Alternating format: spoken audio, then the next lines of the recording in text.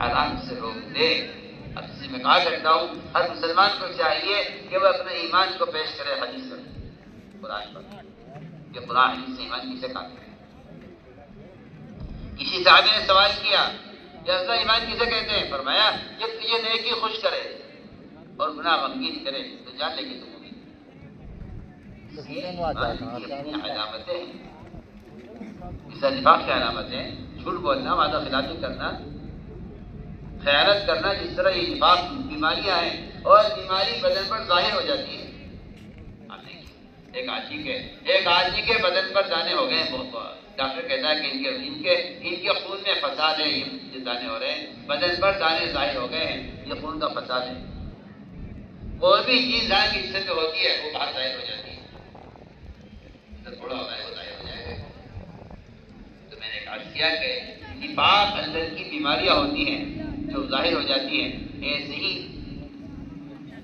کے اندر سے ایمان کی علامتیں اس کے اعمال سے ایمان کی علامتیں ظاہر ہوتی ہیں۔ تو میں ایمان کی علامت یہ ہے کہ مومن کو نیک بات سے خوشی ہو اور گناہ سے غم ہو، یہ مومن ہونے کی علامت ہے۔ آپ اندازہ کریں، ہم میں سے ہر ایک اپنے بارے میں غور کر لیں، گناہ کر کے لوگوں کو بتاتے ہیں جا کر کہ میں نے گناہ کیا ہے، اور خوش ہو کر بتاتے ہیں۔ ابن عباس رضی اللہ تعالیٰ عنہ، اگر کوئی شخص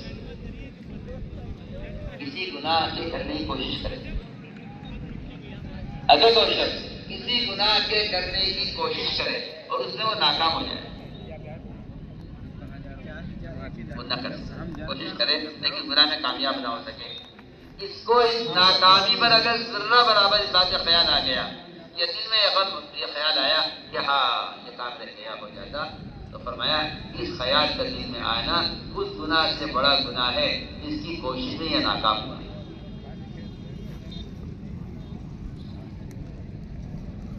جس کی کوشش میں ناکام ہوا ہے، اس ناکامی کا جو غم ہے یہ اس گناہ سے بڑا گناہ ہے جو وہ کر رہا ہے۔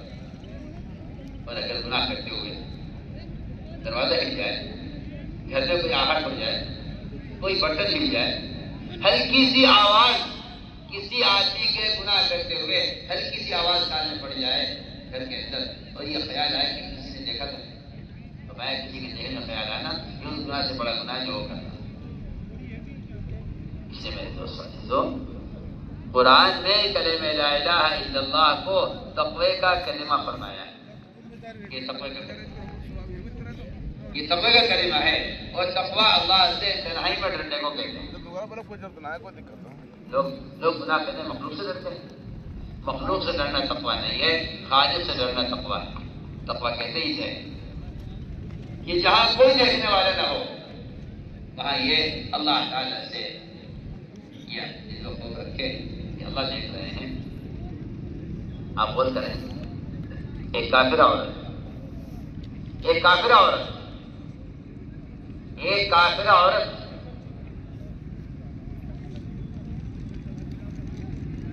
زلیخا یوسف علیہ السلام کو گناہ پر آمادہ کیا۔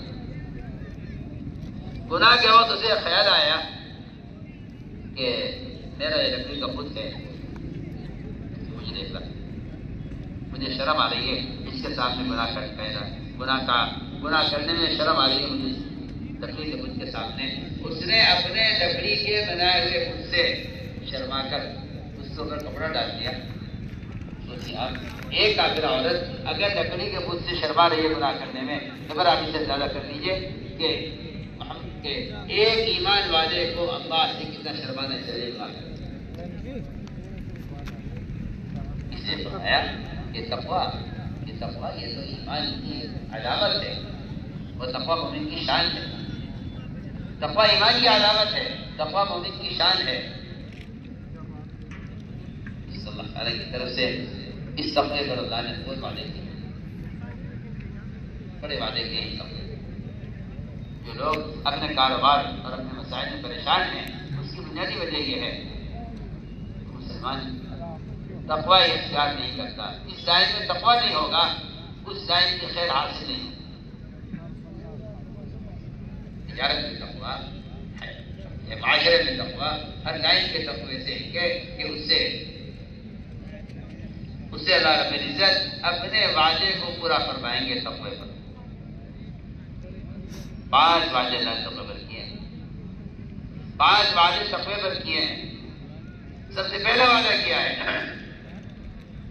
کہ جب تقوی اختیار کرے گا ہم اس کے لیے ہر تنگی سے، ہر پریشانی سے نکلنے کا راستہ بنائیں۔ اللہ تعالیٰ کا ایک نظام ہے، وہ اپنے بندے کی کوشش کو دیکھنے کے لیے اس کے کام میں رکاوٹ پیدا کرتے ہیں، اس کے کام میں رکاوٹ پیدا کرتے ہیں۔ 3 آدمی تھے، سفر میں تھے، اچانک بارش ہو گئی تو وہ ایک غار میں داخل ہو گئے اس خیال سے کہ بارش رک جائے گی تو پھر چلے۔ غار میں داخل ہے بارش سے رکنے کے لیے، بارش سے بچنے کے لیے۔ اللہ نے اس کا امتحان کیا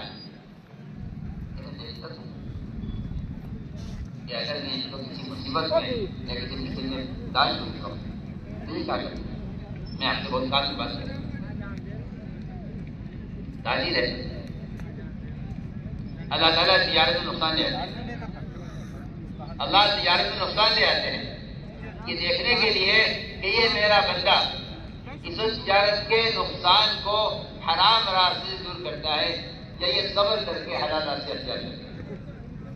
تجارت میں نقصان ہو گیا،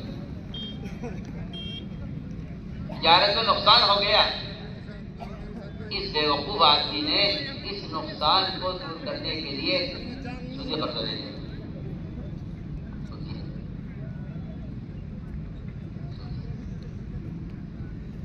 اس کا خیال یہ ہے کہ اس مصیبت سے نکلنے کا راستہ یہ ہے، جبکہ آپ یاد کو یہ معلوم ہونا چاہیے کہ سودی کاروبار کرنے والا اللہ سے جنگ کر رہا ہے۔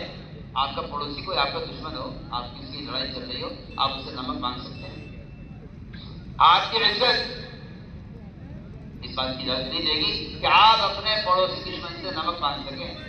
آپ اللہ سے جنگ کریں سودی کاروبار کر کے اور اللہ سے دعائیں کریں۔ سوچیے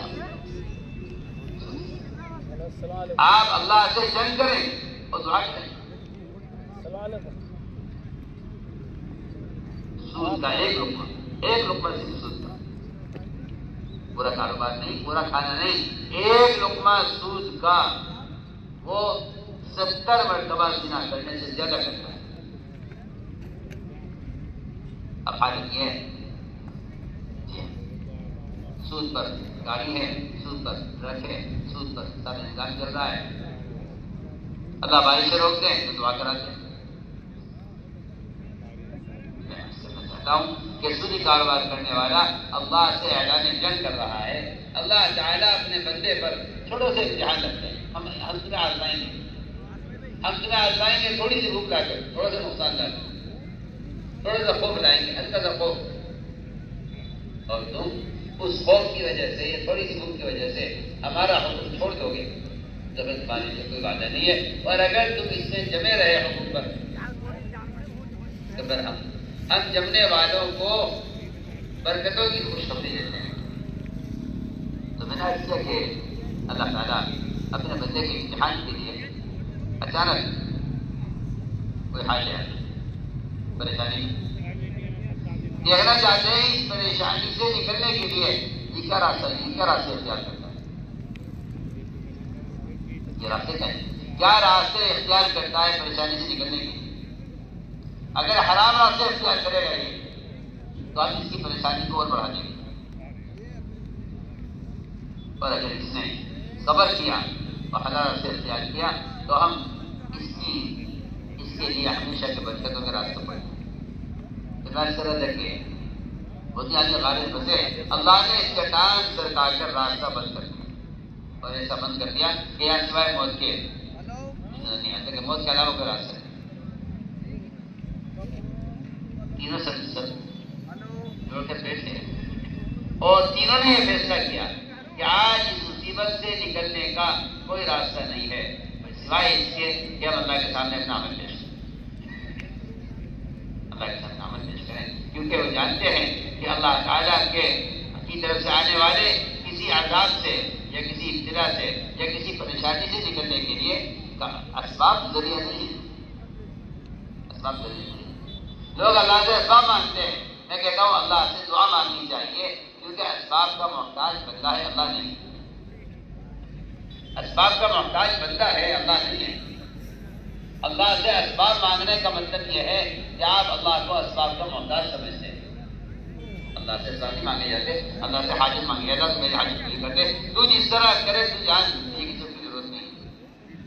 اس سے چاہ کر میں کہتا ہوں اللہ تعالیٰ جو اسباب اختیار کرتے ہیں بندے کے لیے، وہ اپنی ضرورت کے لیے نہیں کرتے، وہ بندے کے امتحان کے لیے کرتے ہیں کہ ہم ایک سبب سے کام بنائیں گے، پھر دیکھیں گے کہ دوبارہ یہ تکلیف آتی ہے تو یہ ہماری طرف آتا ہے، سب کی طرف جاتا ہے۔